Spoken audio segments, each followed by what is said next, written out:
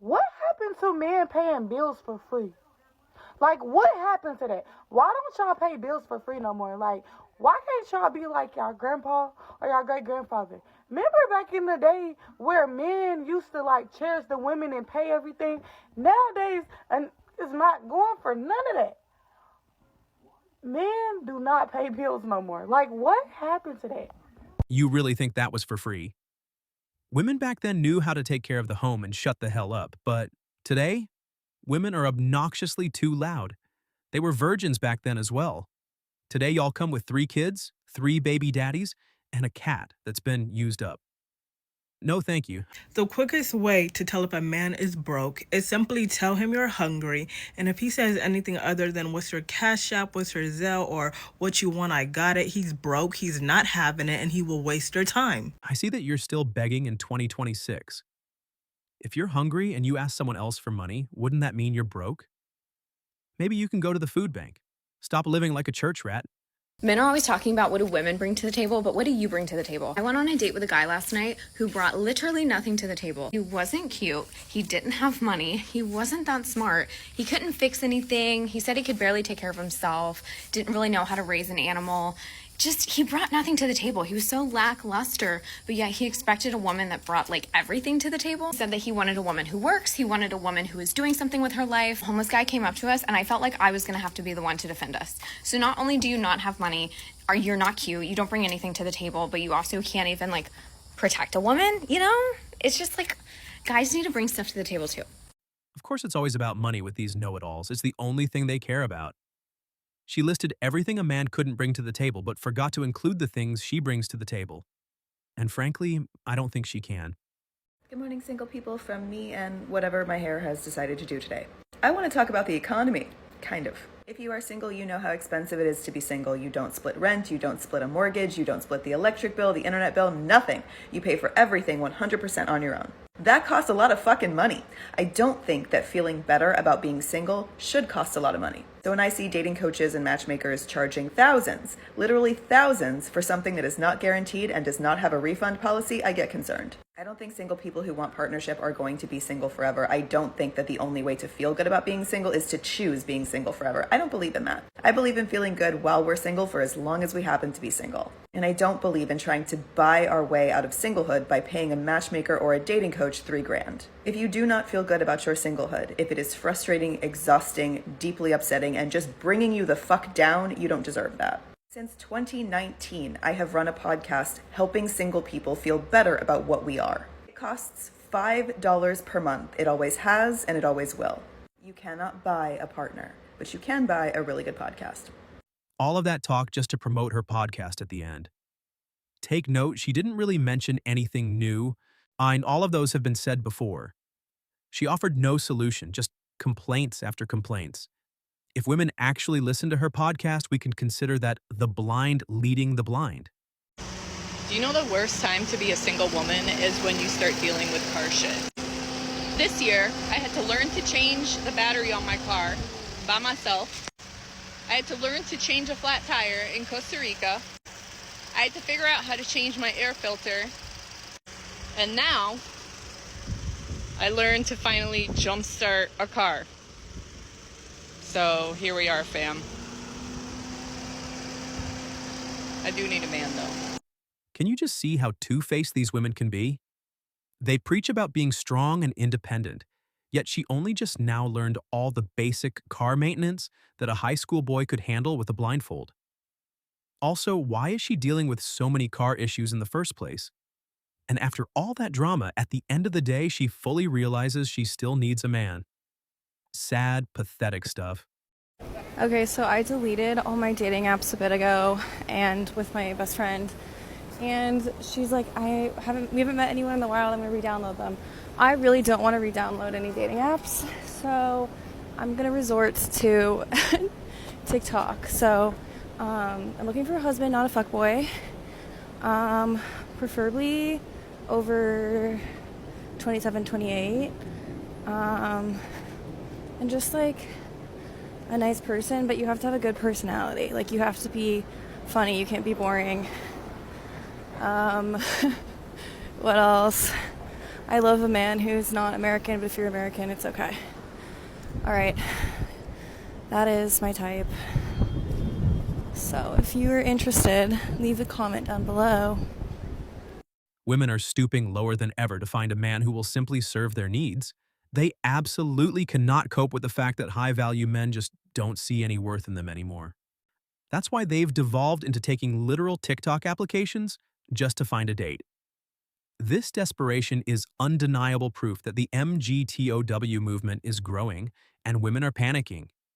The single tax is so real. Like, I'm genuinely, like, I would move my parents into my house right now if my parents, like, lived close to me.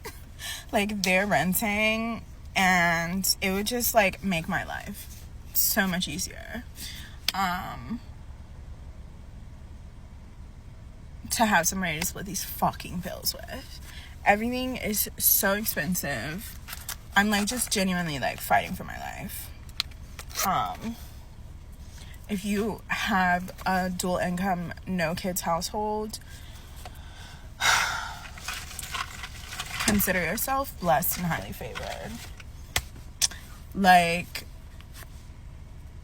this is why, actually, my 15-year plan when I was 15, or excuse me, my 10-year plan when I was 15, I should have kept to that, actually. Wasn't this entire project supposed to be worth it? Being the strong, fiercely independent woman who could conquer the world alone? You spent years insisting you could climb that ladder entirely by yourself, proudly rejecting every single helping hand that was offered. And now what? Now you are completely stuck, trapped by the reality of that decision, and desperately asking a man to suddenly step in and make your life, the life you chose, significantly easier. So this is just going to be a little rant about how this country hates single people. You cannot succeed in this country if you're a single person, I swear. So I'm trying to move out of where I live now. I have a terrible living situation. And it's impossible. It's literally impossible. For a 1-bedroom, 1-bath, house or apartment, everywhere I have looked near me is starting out at $1,200 to $1,400. How much is it for a 2-bedroom though? Starting out $1,200 to $1,400. So if I had a second person, this would probably be way easier. Not to mention, you cannot even have pets at any of these places. How y'all gonna allow children that will absolutely do damage? But my cats who sleep all day, they can't come? And then Verizon, I need you to count your days. I'm supposed to be paying $85 for unlimited everything. Somehow though, my bill is always $99. And I just got an email a few days ago telling me that my plan is gonna be raised by $4. So I still have a $100 phone payment. So then I was looking to change phone providers because no, but that's pretty much the price anywhere for 1 line. Now, if I were to sign up and get 4 lines, it would be $100. So I can pay for 1 line, which is $100, or I can get 4 for $100. Make it make sense. What the hell? So they're making it to where you cannot survive this economy by yourself. And I don't like people. So like, I don't want people in my space all the time. I'm living with a nightmare roommate right now, and I am miserable. So I know everybody else has gotta be. Think about this classic scenario. A woman complains about money stress, and everyone instantly showers her with sympathy. Now imagine a man trying to talk about that exact same pressure. Suddenly he's not struggling. He's just being weak or a whiner. The contrast is staggering. Men are told to suck it up and quietly carry the entire financial burden, while women get a pass to blame external forces for their struggles.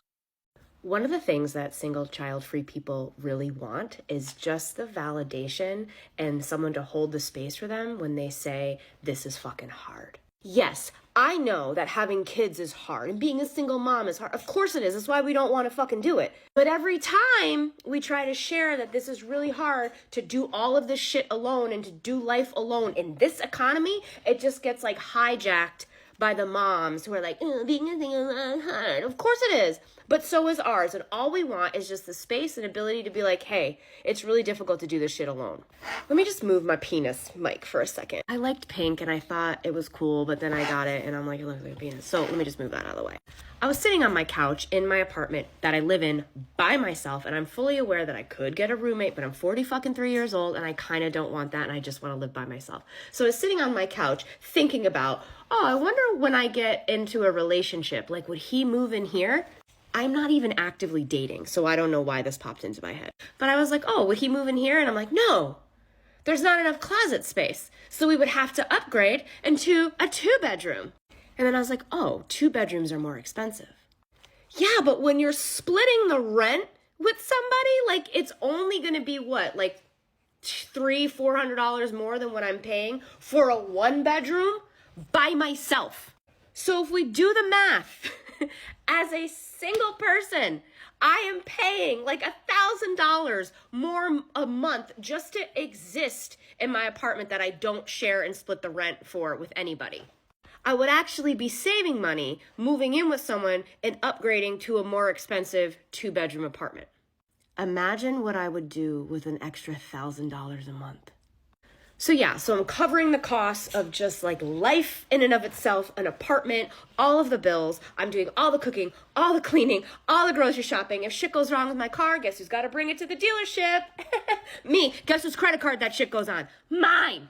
And yes, I am fully aware that these are all choices. Everything is always a choice, right? Like getting married to some dusty ass dude just so you can be like financially comfortable is also a choice. That is not a choice that I am willing to make, and I am fully okay with my life, and it is hard. Just like choose your hard. This is like choose your own adventure. It's okay that it's hard. It's okay that I'm not willing to sacrifice other things. And I just need a moment to say like, yo, this is fucking hard.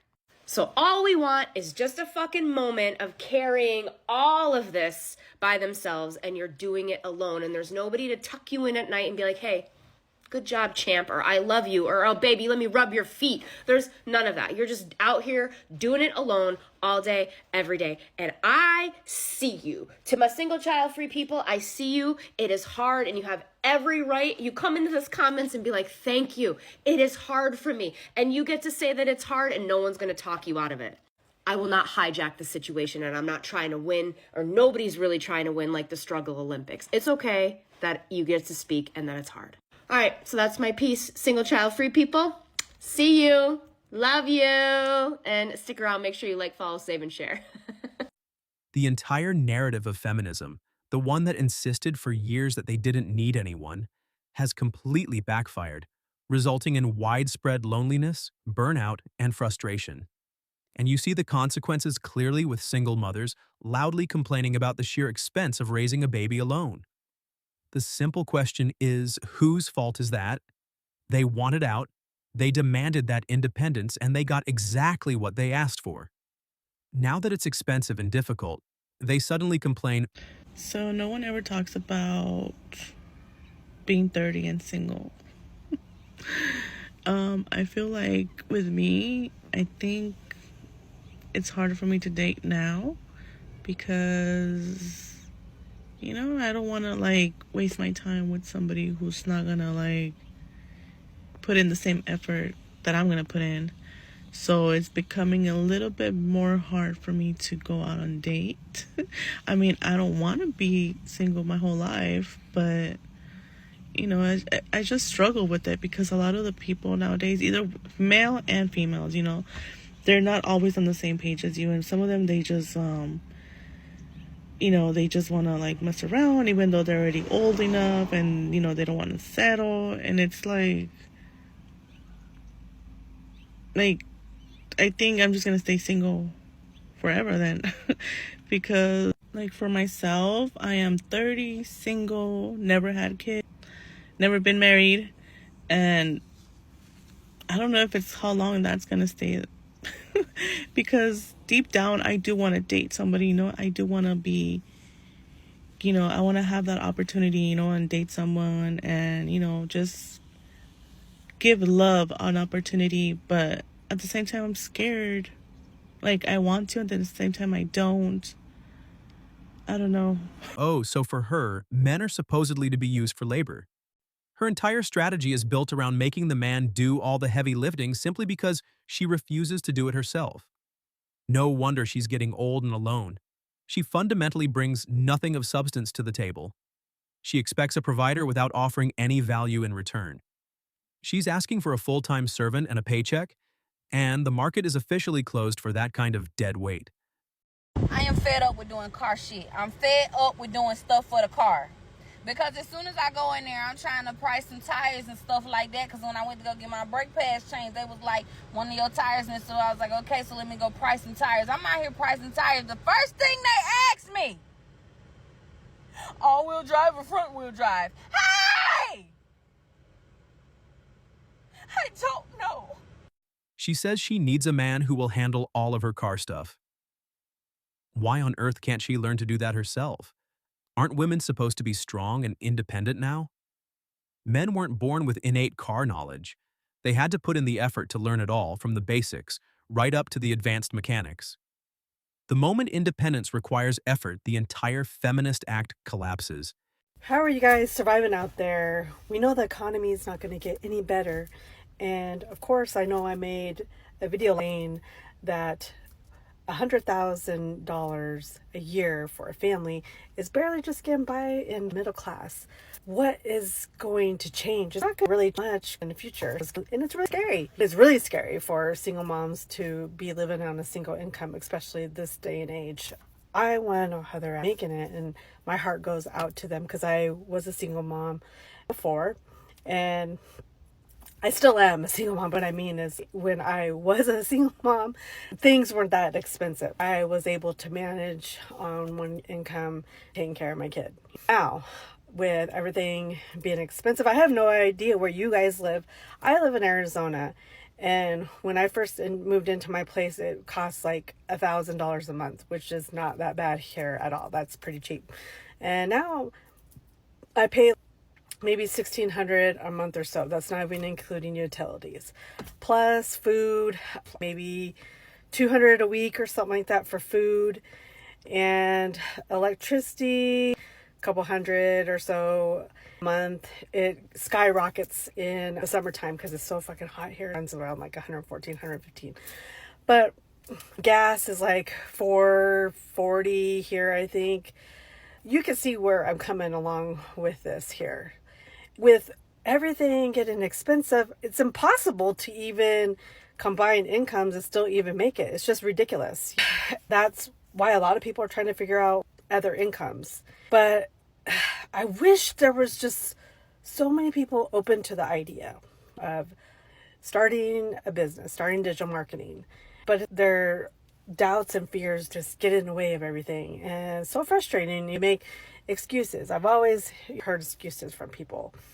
But it's just so crazy. I don't get it. I mean, people just want to suffer and struggle when they know there's so many opportunities out there, but they're just so scared. Hey, you know what? I totally get it, because I was one of those people that felt buying a course was a scam. It took me forever to realize the concept of it. But once I pretty much got my head out of my ass and trying to look at everything and decided to take that leap, is when things got better for me. You see the world differently. And I just wish everybody was able to visually see that, because I feel like everyone's just like a one-track mind and they're not able to see openly. I get really scared for our economy, and I'm scared for everybody, American people, everybody, because this is affecting all of us. And that's why I'm here. I know if I took advantage of digital marketing when my daughter was a baby, I probably would be in a different situation here. But I didn't. I don't think it was even available when my daughter was a baby. But that's why I'm here, because I wanted to let all single moms know. But this is the absolute core of the contradiction. For decades, this is precisely what women fought for. They wanted the financial independence, the unlimited personal freedom, and the ability to dictate absolutely everything on their own terms, entirely centered on their own benefit. They won that battle. So now that they have achieved exactly that goal, why is the only thing we hear now constant complaining? I'm having one of those hard days today, guys. One of those days where I really wish God would come on with my husband. Where is my husband? Where is he at? Oh my gosh, I needed somebody to help me with my groceries today, to take them out of my car. And usually that doesn't really hit me, but today I was just like, Lord, what? What is the ETA? And let me reiterate, I will wait. I've been waiting. I've been waiting a while. Do I want a cookie? Absolutely not. I don't want a cookie for waiting. That's what you got to do. But literally, I don't have any other option but to wait. There's not an option. There's not an option to date. There's not an option to settle. There's not an option to do any of those things. Because God has instructed that. And have I stepped outside the wheel a few times? Yeah. But then quickly you realize that, okay, you're settling. And God is like, yeah, go sit back down. What are you doing? But I just needed to rant really quick. Today's been rough. Every month is rough. Let's just say that. But today has been especially rough. Getting my groceries out of my car by myself. Any other day would be fine. Today, I just really needed some companionship. But I will be okay. Ladies will be okay. There's no big sermon in this. I just felt like ranting today. Keep your flesh in check. I know I'm trying my best to do that every month. We got it. We're good. It's time for women to stop acting like basic adult responsibilities are a 5-alarm crisis, just so they can claim they are waiting for a husband. You find real peace by building your own resilience, not by constantly expecting some man to swoop in and rescue you from simple, everyday tasks like picking up the groceries. So a report came out from Morgan Stanley that suggested that by the year 2030, about 45% of women between the ages of 25 to 44 are going to be single. And if you look at different conversations based upon the study, there was this emphasis on the she economy, basically the rise of an economy where women are getting into more positions of power, getting into more positions into corporate world, specifically into white collar positions, things of that nature. And this goes back to my earlier point. One of the reasons I do think there is a big push for women to delay marriage, to not get married at all, to not have kids at all, is because, again, that gives women more time and access to work and slave away for these corporations. Now, hear me. If you're a woman and you truly don't want to get married, you truly don't want to have kids, no issue there. I think the issue is, though, you are having women get to a certain age and they're looking at their biological clock, or they're looking at their life, and they're not happy. And they're saying, crap, I did this, I did that, I'm making this money, or I'm trying to make money, but I'm lonely. Or I am slaving away at this job and I still can't pay enough bills. Or I'm just tired of, holding a cat when I go to sleep. I want to actually have a human being. Like, the issue, again, to me is that this conversation around women being single and choosing to be single, it's so one-sided. Like, you're not talking about the pros and the cons. We know that there are pros and cons of getting married. Like, marriage is very difficult. Marriage is beautiful, but it's also tough. I think many of us know the pros and the cons. And a lot of times we talk about the negativity because of the amount of people who get divorced. But when it comes to being single, a lot of times our stuff is just breezed over. Like, there aren't also issues associated with it, especially as a woman, especially if you want to have kids, especially if you want to have a family one day, and what it means to waste some of your prime years in corporate world or working 13, 14, 15 hours, not investing in your relationships, not investing in finding a partner, not investing in maybe wanting to have kids, and then you get to a certain age and you want to do that stuff and you can't, or it's harder to do so.